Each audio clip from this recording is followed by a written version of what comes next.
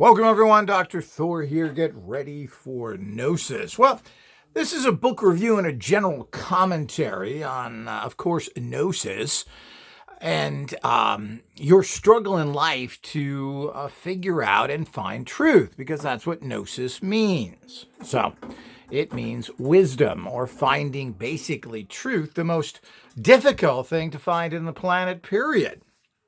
Especially since you are controlled, you are brainwashed by teachers, parents, friends, whatever, nonsense books and everything else. Well, one of those things that always was a motivator for most people who are 50 and older. I don't know how many people are aware of Patrick McGoohan, otherwise known for his TV series, The Prisoner. And, of course, Danger Man, which was a James Bond ripoff, where that was on, particularly on British TV. Other than that, I mean, he's really never done anything of great note, and his career has been pretty pathetic. And, of course, what has gained him popularity and what he even lives off or had lived off, apparently, were a lot of money that he made from The Prisoner that he was paid. Now, The Prisoner is a quite profound TV series talking about the controls about man, his lack of freedom, etc., and the kind of society we live in. And, of course, it's such a well-done and series that, and he had some involvement with it, and that's what we're going to clear up here and let everybody know. Now, in this book, I'm Not a Number, Patrick McGoohan Alive by Rupert Booth, is one of the few books on his life and his career in TV and movies. And a lot of the book is his involvement with the Prisoner TV series, because basically that's the only work he's ever done of any great matter. Now, there's been a lot of groundbreaking movies and TV out there, surprisingly so, and some of them are completely unknown and kind of ignored. This TV show, and of course, being a TV show, gave it a great audience, particularly at that time. But it was a very psychedelic show. It was meant to be almost a fantasy-like representation of life and society in general. And I could spend hours talking about The Prisoner in general, but we're trying to talk about, well, you know, everybody's looking for someone who can represent a good image and has deep thoughts. And it's very difficult to find it. Everybody's quite goofy. And certainly those people involved in Hollywood who put out good work basically have done it for their own egotistical reasons. And secondly, very little of it has to do with the person who actually put it on the screen. And we're going to go into details with that, because we're going to cover things like The Matrix. We're going to cover Star Trek, and of course, The Prisoner TV, and we're going to cover the Billy Jack movies. And in terms of what's out there that is kind of interesting to show a real reality of life and how we are have so little free choice and how society controls us, so that you can break away from those thought patterns and find truth. Well, what's the reality of it? Certainly it's not what you find in your idiot religious books, your institutions, your garbage schools. No matter what you're being taught, you're taught by ignorant, prejudiced people that really don't care, and their interpretations are frightening of how bad they are. And of course, we have to understand that actors are just actors. I mean, generally, actors are not very intelligent people. Their role is to state other people's words and to interpret a character, which is an art unto itself. But the bottom line is that they don't create anything other than that character, which can make a major impact on what the author is trying to sell. And we'll talk about that when we get into things like Star Trek. But the bottom line is that actors do make a big impact on what happens to pull a part off. You can write the most great things, the greatest sets. If you don't have the right cast that pulls that character off, you've taken great information and it's ruined. And I've seen that in a lot of movies, that the cast just can't do it. So we can't underestimate everybody's participation in anything that is put out there in the media. The same thing can be why a book editor. Well, does your editor help you get your point across better? How your book looks. Is it properly edited in terms of grammar, spelling, etc.? This is a cooperative effort, and it takes many, many people, as is life. Now, there's always a leader, a core thing, but these people cannot do everything. It requires an awful lot of other people assisting the process, which is so true with actual movie and TV productions. I mean, I don't know how many people do it. I do it regularly now to kind of see what bits and pieces, as an experienced researcher, of when you get to the end credits, well, what's going on there? Who's involved in it? Where was it filmed? And it's, you can spend 15, 20 minutes going through the end credits because there's literally thousands of people involved in a large production. From the people that feed everybody, bring the porta toilets, the drivers, the people who are assistants, all the things that go on. It's a massive project to make a movie. And most things in life, it's a massive project. The movies are lucky because they have a time element there, so they have to hire a lot of people. But the problem is that people in average life don't have that. If we all had that many helpers, we would have much better products, books, etc. But who has that kind of money except movie personnel? But everything in life is a cooperative effort. People think that they do things themselves. Well, the bottom line is that if you make something, and we manufacture many products, well, who made the parts to go in there? Who made the boxes? Who got the screws? So it goes on and on as you go through it. Who dug the metal out of the ground to make the wires? Who got the plastic?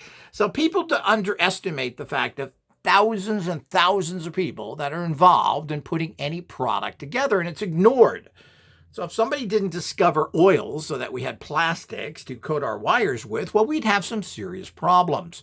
What about glass or other things? Metal is rocks, by the way, people. Metal is something you get out of the earth, you melt that rock, and you form it, whether it's copper or aluminum or anything. It's quite a process to do all this stuff, and it took many, many years to perfect it, and hundreds to thousands of people involved in it. Just a drop of oil coming out of the ground took thousands of people over time and huge amounts of engineering and work to get things to the level it is. It's amazing everything, while difficult to afford, is so cheap to begin with.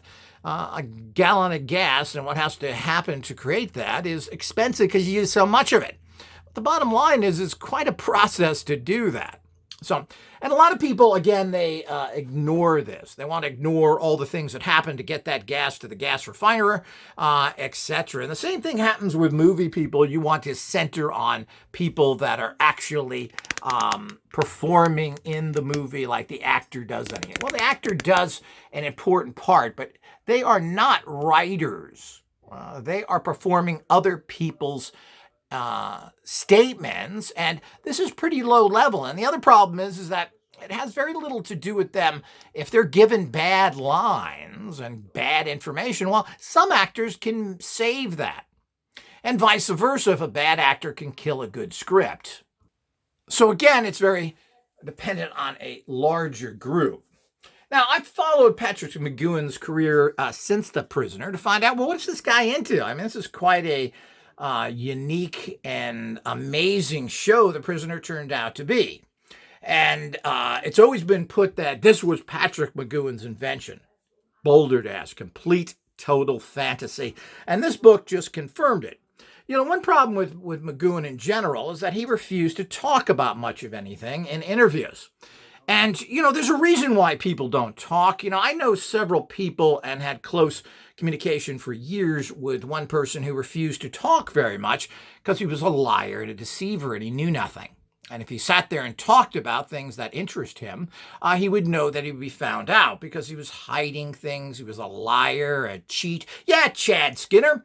And the whole idea is that these people out there are the scum of it. But, how do you not be found? Now, McGoohan really had very little to nothing to do with The Prisoner. Everything came from someone else. He wrote a couple of scripts, and that was about it. And you can judge whether these were valuable. This was not his creation from beginning to end. He was just a little cog in the wheel. So, people who don't talk, and McGoohan had nothing to say. I mean, after reading this book on him and following his career and his acting style, which is basically very manic and violent, and he's over the top with his acting all the time. And a lot of people look at that kind of violent, in-your-face, excited acting as really good acting. Well, it's really not. So people who are very excitable and so forth. But, McGoohan, like everybody else, was, basically my take on McGoohan. He's a very disturbed man. He had serious problems on every single level. What he had nothing to fight for freedom about. His life was pretty much made from beginning to end. He had a simplistic life. He made it pretty young throughout the theatrical world. He got movie contracts in England. He did TV shows, many movies, particularly in the 50s, stuff we've never seen and never will because they were very England or UK based. So these are the kind of things we'll never see. And most of his beginning stuff was done in the 50s when he still was young. And like everybody, he struggled a little bit, but he made excellent money and got excellent contracts and then was able to get some buys. But basically, McGoohan seems to be a very neurotic, terrible person in general. I think he's bipolar. He was a complete and total drug addict in the fact that he was drunk all the time. He smoked cigarettes one after the other. This is a pretty messed up guy. He had a horribly manic temper. He was very abusive to everybody. And like so many people, he wanted freedom to take your money, do what he wanted with it, and would not even bother to account for it. That's freedom? That's unfair. That's an egotistical man. He didn't have any problems that saw in the actual Prisoner TV series, which again people look at as a kind of a life story where we're going through this. Well, what is that all about? Well, there certainly was nothing in his life that proved that. This guy was supposedly, and they like to claim that his problems were based on his Catholic faith. Well, that has nothing to do with it. The bottom line is that he wanted to be a farmer originally. Of course, he wanted to be a priest first, I want to be a fireman, police. He wanted to be a priest coming from his conservative Irish Catholic background. Well, the minute he found out there were no Gucci in there, he ran from that. But there's no reference in his life that he ever did anything religious or really have anything of value in that area to add or as much interest. It even states that he was working on Christmas during the filming of The Prisoner. Like you couldn't take that one day off. So he didn't require other people to do that, but he was working on that and certainly shows that he didn't have. Nor is there any statements throughout this book that he took time off to go to Sunday Mass and anything else that all Catholics do. So I don't think that's part of it. There doesn't be anything religious about him, period. There's no talk of him giving money to any kind of Catholic causes, helping people, starting anything or anything else that we would consider religious. Nor is any statements. As a matter of fact, he apparently worked on a film where that film, the director or producer or both of that film, went through a conversion to the Catholic religion at the time that film was made. And once the film was completed, the actual director-producer there went in and put all these religious thoughts and changed a whole bunch of it so it would be more based in religion and his new born-again reality. McGoohan comes back and says how terrible that is, that he should have never done that. Not the fact that, hey, here's a chance to give a religious statement because you're so religious. No. McGoohan was not religious. He was not caught in that. He was an uptight maniac who was rude and obnoxious to everybody. He terrorized people on the set. He was a bully. And of course, like everything else, he wanted freedom for and care for his family. And he wanted his family treated properly, but he treated everybody else like garbage. This is outlined time and time again, including all those people that supported him. Now, he was very lucky that he met Lou Grade, who gave him the opportunity to play Danger Man, which was a very big series because Bond was incredibly popular then. And of course, those were just films that came out once every couple of years or so. So people were hungry for that.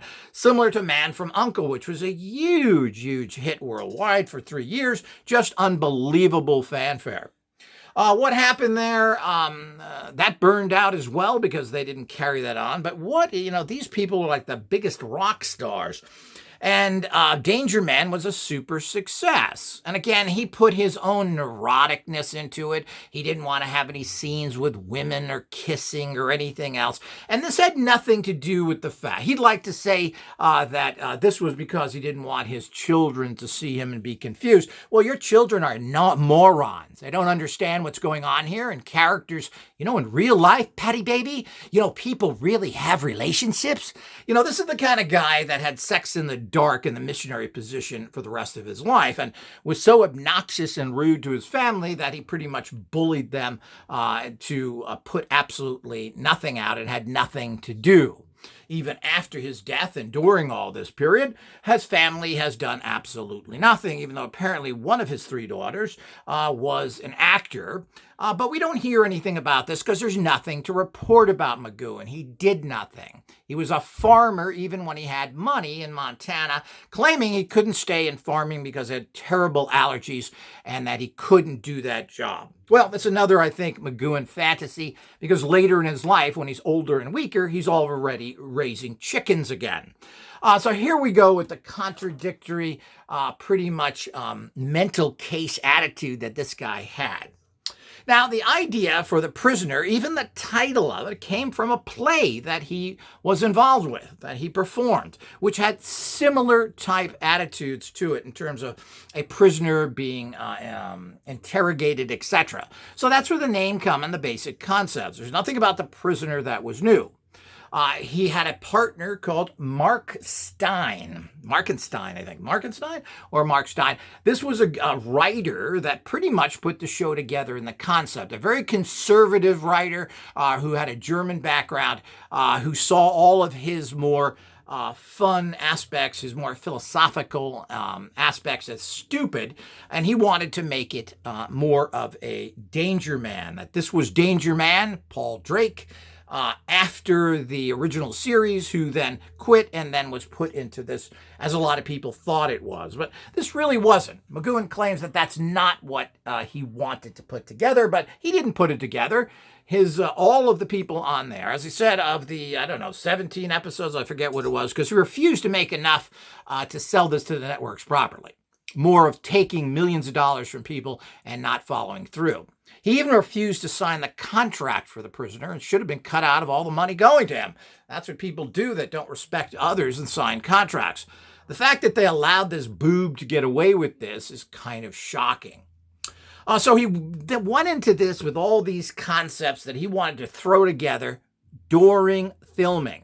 So this isn't something that was written over the many years and then perfected, writing, many scripts. He went in there with his pants down and his crotch out, trying to put together a complicated process with nothing there. Most of the episodes are written by other people, put together, etc. So the few things that he did write certainly weren't any more profound than all the other episodes. So he wanted to put together a quick little statement because he wanted to be the big nasty bully, take your money, and didn't want anybody to come back at him and say that he should do things in a cooperative manner. This is not freedom. This is not anything that he made states. It was a big ego series, saying that he wanted to be in control of everything because he was so bright and everybody else was a boob. So the whole idea is that it just shows you the kind of distortions that go on out there. And of course, you as a viewer interpret it more as a general thing. And we did this with The Matrix, and we did this with things like Star Trek. Now we can go back to Gene Roddenberry, who was another nasty guy who even blackmailed William Shatner for money, was quite interesting. And that's stated in Shatner's book. You can look that up. Was another guy that did virtually nothing. He wanted to put together a soap opera. He saw the spaceships as basically ships, like in the Navy. This was not to be it was supposed to be basically a space soap opera. And all the elements that we find in Star Trek that everybody loves, Spock, the Klingons, and even Captain Kirk, was not his invention. These were created by the actors there who really created iconic characters. The Klingons was something that the producer of that show invented. Actually, Roddenberry was a nasty little guy as well. He had all sorts of weird problems. We can pretty much define him as that he was an ex-cop. That says a lot, doesn't it? It means he's got no morality whatsoever, and he's a very strange dude in general. The iconic character of Dr. Spock was created by the actor that played him, Nimoy. So the whole idea is he created this character and developed it to play off of William Shatner, who had a very interesting and forceful acting style. Originally in the pilot, Shatner was not there. They had a pseudo-Hollywood actor there who refused to take the series because he was a movie actor, not a television actor. I forget his name, but whatever. Leonard Nimoy was there, and his original Spock was a very excited guy. He talked like this because the actor that played Captain Kirk was very mellow and down. Now, Nimoy has stated this, that the reason he played Spock the way he did was because of the fact that William Shatner was such an aggressive character, and he had to balance that. If they both were very aggressive people, it would make the entire show a joke. So he figured out that how to play off of him, showing his acting talent. And that's where the characters had nothing to do with Roddenberry, who was basically a boob and another nasty, corrupt person. So the whole idea is we get into all that and the big characters in Star Trek. I guess if you would ask people to say three things about Star Trek, what would they say? Spock, Captain Kirk, and of course, the Klingons. All three things not invented by Roddenberry. The Klingons, because the producers said, look, we have to have enemies, we're going to make some conflicting shows, came up with the Klingons, the most ionic characters there, iconic characters there, which had nothing to do with Roddenberry because he didn't figure any of that out. So we got to understand that. We also have to understand things like the Jaworski brothers, or we can call them the Jaworski sisters now, who wrote a movie about their own life. Just about everything from the Matrix is copied from manga or Japanese anime, right down to the outfits and, of course, the background and the look of the Matrix was constructed by set directors and all the other people that have things to do with that. It had nothing to do with them and their particular writing. Now, certainly it's an interesting script with a lot of in-depthness to it, but it's also something that was not meant to be general. They were expressing their traumatic reality of life, of how everything in society was fake and weird because they were going through a sexual changing, going from what were males to females and being totally and completely out of place in their life. And it's just not one of the brothers. They both went through the changing from males to females, and I'm not sure if they've ever completed it fully, but they have went from males to females. And this whole representation, it wasn't really a fight against AI, artificial intelligence, or the robots. It was really their sexual battle with society and expressed in this manner. Just as the egotistical battle that the prisoner had in the TV series, which people thought it was a fight for freedom. And you got to remember, this is 1964, 5, whatever it was, that we're talking about here. Certainly the kind of thoughts that way and the kind of 1984 reality and the tracking everything weren't even going on then. In 1964, there was very little tracking of anybody compared to what we have now or allowed ourselves to get into. The fact is I don't know if mankind has ever been very free, but what does he mean by free? He means I'm going to take your money, do what I want with it, and you can't tell me what to do because I'm the creative genius. That was behind it. Now, again, the Jaworski sisters were able to get huge amounts of money as well, thanks to certain producers, like I think it was Silver, I forget his first name, who put together and got the money going. And of course, there was a lot of people involved in that. You got to remember you're talking about directors and special effects people that made the Matrix what it was, a spectacular visual science fiction combined with some intellectual thought there. But again, this is a reality that is not a reality. The bottom line is that the Matrix is still fake, and we intellectually grab onto it saying, well, yeah, this is kind of like society. Well, it's not like society at all. They've taken all the pointy, sticky, dangerous areas and they've sanded them all down into safe Nerf reality, just as the prisoner did. The prisoner had guidelines that they couldn't torture or hurt him or break him, and that was part of the illusion of it. Because if they got into that, which would not be in real society, they would have tortured him to do whatever they want to get out of him. It wouldn't have been that clean little soap opera-ish thing about freedom. And the whole idea of the way things are controlled and so forth, as I said, none of the real profound thoughts ever came from Patrick McGoohan's head. This is a very common low-level scaredy cat person who had huge sexual hang-ups and everything else that went with that. He was a very nasty person, and as he said, had hang-ups about everything. He was like constantly drunk, smoking cigarettes all the time. This is one of these very low-level people. And through his drunken stupor, he put out some interesting stuff that was guided by other people and, of course, everybody else's money. So the whole idea is that certainly there was no dedication there. And the reason why McGoohan didn't talk about the rest of this show in depth and go on interviews is because he had nothing more to say, like so many people that don't do interviews. He had nothing to say. He even stated that if what I put on film isn't good enough, well, you just don't get it. Well, if you're really into something, you explain it. And you should be if it's a lifetime project that you would explain. He had nothing to explain because there's nothing in his head. He wasn't making any statements. He was an egotistical maniac and was able to grasp on to a few people that kept his career alive, apparently like Peter Falk, who was apparently another very dedicated person with some pull in Hollywood for his TV show Columbo, who was able to go very slowly, take care of the details like all actors want to do and make a better product. And he got away with it because Columbo, again, was very successful. And, of course, he was using other people's money like McGoohan did. So, and McGoohan would never compromise, never get, and he didn't get anything done. He wanted to take months and months. He wasn't prepared properly for The Prisoner, trying to write scripts while you're actually shooting. What kind of madness is that? He didn't want to take time off and write all the scripts. There was nothing in it for him to write. He copied The Prisoner from another play that he did, like he did everything else. And he's a one-note actor. Everything about him is the intensity to violence, which he projects on the screen. I don't consider that great acting. So the whole idea is that saying that he wanted to do great movies and didn't want to be stuck with it and didn't like the Hollywood system, well, people don't want to watch the crap and spend millions of dollars of your own egotistical journeys, whether that's a better film or not. You know, a lot of interesting films, so to speak, that deal with heavy subjects, well, nobody wants to see them.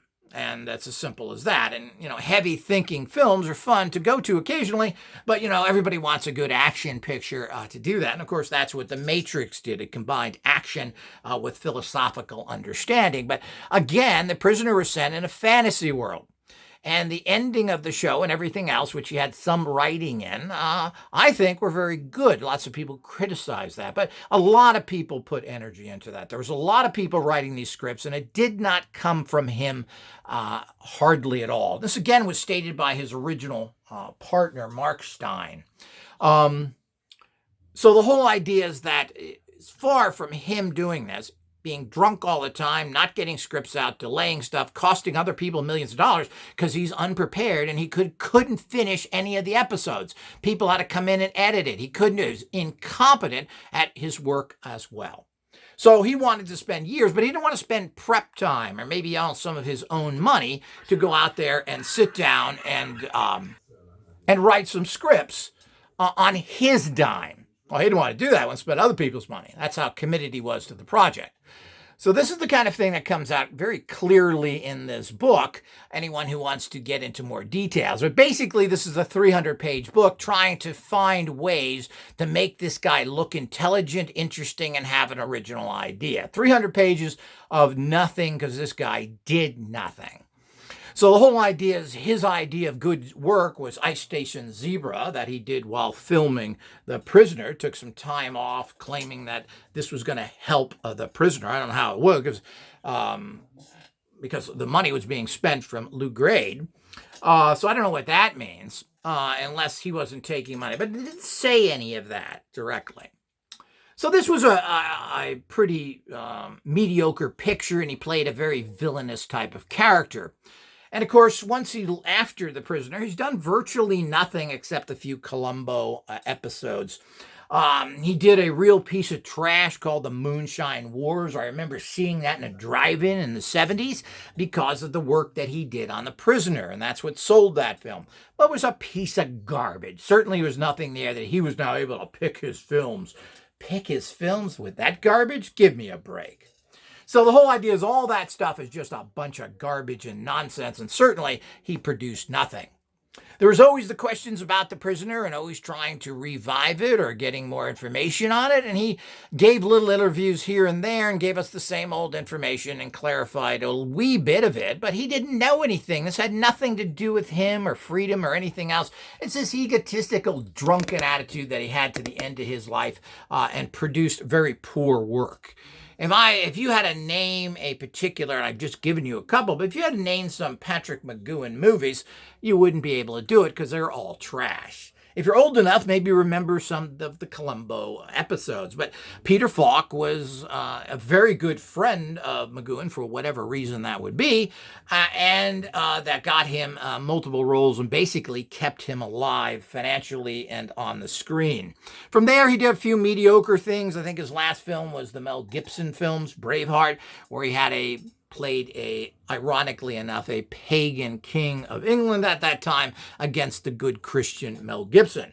The bottom line is here again, McGoohan, there's nothing that states that he was a, quote, good Catholic whatsoever. Certainly not a drunken, smoking person like he did with all of his horrible sexual hang-ups, refusing to do kissing scenes or being close to it. This guy's a nut job. This guy's got some serious problems. Which has absolutely nothing to do with it. I mean, with his religious background. While obviously religion messes up people sexually, this is a guy who's messed up from day one. So the fact that he was able to even get a career going, was able to get this project going, was again based on a whole bunch of people. The Danger Man People, a huge successful series that I think he refused to continue to do, which was sold everywhere and made a fortune for Lou Grade. Then he threw money at this guy, thinking that he was smart and good when he wasn't, and put together a series that he could barely sell anywhere because he refused to get enough episodes there. This TV show, The Prisoner, could have went on for at least several years, at least 3 years, going into different stories and talking about things. But you got to remember, the bottle was empty for McGoohan. He had nothing to say. And I've known a lot of people like this. They'll write 1 or 2 books. That's it. Everything they know is in those 1 or 2 books. Have they learned anything more? Nada, not a bit. They haven't learned a single thing from it. So they have no new information. They go over the same old stuff over and over again. They're not seeking levels of wisdom and higher states of understanding. No. They've written, they've shot their wad, and they are moving on. Of course, that certainly can sum up McGoohan, but he would add in terrorizing people, screaming at them all the time, under his drunken, smoke-filled reality, not working with people, but just insulting them because of his own personal weaknesses.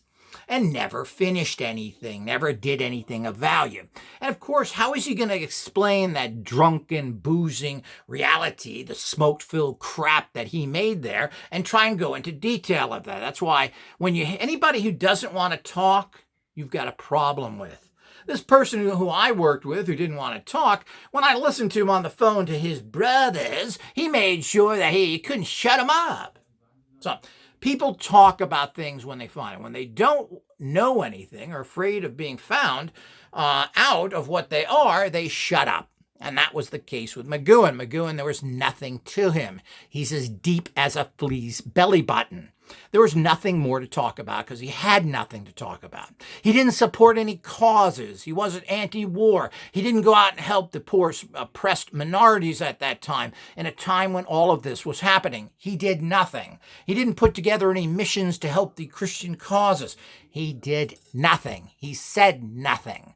All he could do was get into a drunken stupor, and was even was even arrested for under the influence for driving in Los Angeles. So the point is that all of this kind of stuff adds up. But in his life, he did nothing but take care of Patrick McGoohan, period, and his little family. and nothing more. When he had extra money and time, he moved to a little ranch where he said he couldn't handle chickens because of his terrible allergies, that he passed out and almost died. He was raising chickens then. A more controversial and contradictive statements, I should say, of what he was doing. Having a little farm up in Montana, living away from everybody, being in his own egotistical world. Certainly not helping anybody, if that's it. Certainly not fighting the system, hiding out in a ranch in Montana. He wasn't helping other people either. He wasn't supporting them with money or his face. He would help nobody and never did. So the whole idea, and as I've mentioned, he refused to even sign the contract for the prisoner and did this with many interviews and other things, that he wouldn't sign releases or other things when he did his infrequent interviews. So this is audacious and disgusting. So it just shows you the kind of egotistical, self-centered they are. Promote me, but I'm not going to give you anything for it. It's my world. You do what I say. And the fact that he was able to get away with this and never really caught saying, well, you don't really know anything about this, do you? You won't even do anything of common courtesy to other people. You've been rude and obnoxious to everybody. People were terrified of you. You chased people off the set. You insulted them horribly.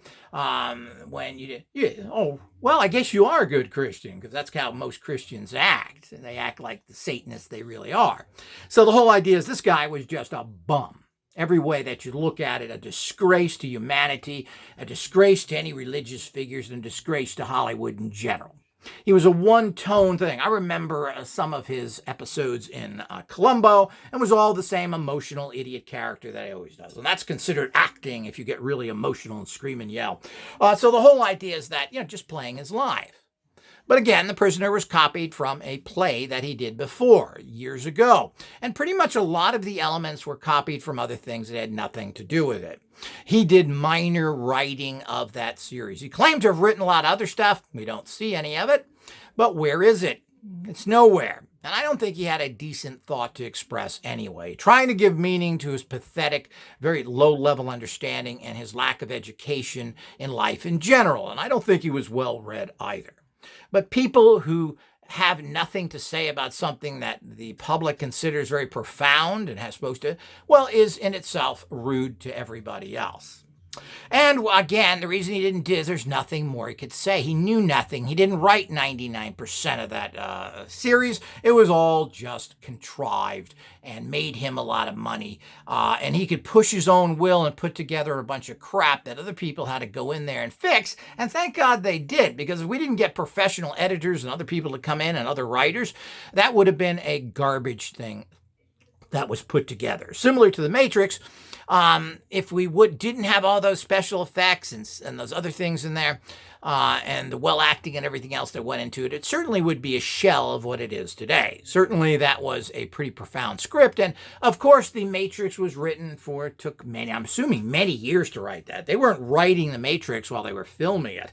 I mean, how rude and obnoxious and ill-prepared is that you're trying to put together a series while you're making it? Well, that's ridiculous and adds a lot of pressure, and he had a lot of pressure and had to do a lot of jobs. Well, be prepared properly, you jerk. I mean, this guy is really the bottom of the barrel, and this book really illustrates that, even though they have 300 pages trying to say what a nice boob this guy was. So we have that problem, but again, you got to remember The Prisoner was a fantasy. It basically was a science fiction, and it was done very well for that time. Now, even where they filmed it at that resort, Portsmire, whatever that is, Portsmyron or whatever that is in Wales. Well, he filmed there while he was filming The Danger Man. He didn't discover that. That wasn't something that he decided would be a good place to go, that he had been to. No, they filmed Danger Man there, and that's what he used for it. Certainly a great spot to film a series like that, but it certainly didn't even come out of anything that he ever did, knew, or anything else. He didn't go there on his own. He didn't discover it. He had nothing. He was brought there by the Danger Man series. So it just goes on and on, where this has nothing to do with him.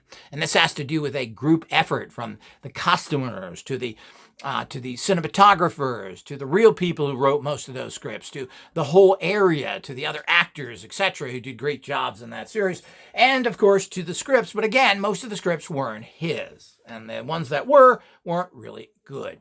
The opening sequence and everything else there and the basic plot of how that was filmed was all done by Mark Stein, who conceived that, and he was a writer for Danger Man and other type shows like that, The Saint, etc., writing very conventional TV shows, and thought that his little science fiction fantasy stuff was just ridiculous.